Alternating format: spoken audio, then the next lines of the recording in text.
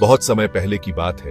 एक छोटे से गांव में एक लड़का रहता था जिसका नाम था रोहन। रोहन का दिल बहुत बड़ा था और उसकी आंखों में हमेशा नई जगहों को खोजने का सपना था। वह हर दिन जंगल में घूमता, पहाड़ियों पर चढ़ता और नदियों के किनारे पर खेलता। लेकिन सबसे बड़ी ख्वाहिश उसे कभी दूर देशों की यात्रा करने की थी। वह जानता था कि एक दिन उसे अपनी मंजिल जरूर मिलेगी, बस उसे मेहनत करनी थी। एक दिन रोहन अपने दादी के पास बैठा था। दादी ने उसे एक पुरानी किताब दिखाई जिसमें अलग अलग जगहों के बारे में लिखा था। किताब के हर पन्ने में रोमांचक और अद्भुत कहानियां थीं। एक पन्ने पर एक बड़े जंगल के बारे में लिखा था जहां एक अद्भुत रत्न छिपा हुआ था। वह रत्न जितना अधिक चमकता उतना ही शक्तिशाली हो जाता था। रोहन ने ठान लिया कि वह उस रत्न को ढूंढेगा। अगली सुबह उसने अपनी छोटी सी बैग पैक की और अपनी यात्रा पर निकल पड़ा।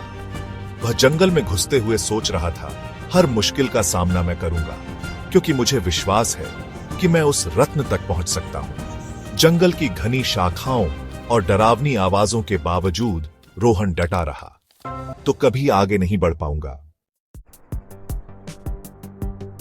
जंगल के अंदर एक जगह थी जहां एक विशालकाय पेड़ खड़ा था।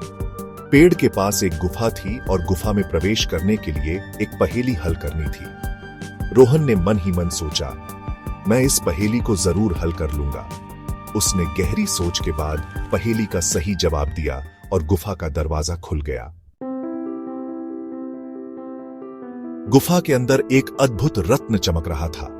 रोहन ने उसे हाथ में उठाया और महसूस किया कि वह रत्न सिर्फ एक खजाना नहीं, बल्कि एक नई ताकत का प्रतीक है।